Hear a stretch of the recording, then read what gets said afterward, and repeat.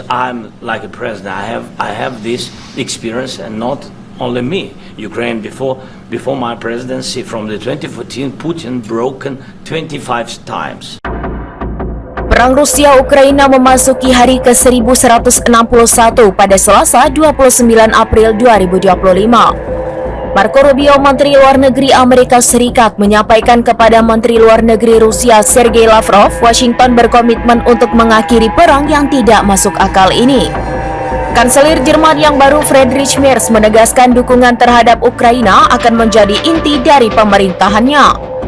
Serangkaian ledakan mengguncang Kyiv pada Selasa 29 April dini hari setelah Angkatan Udara Ukraina mengeluarkan peringatan serangan udara terhadap ibu kota.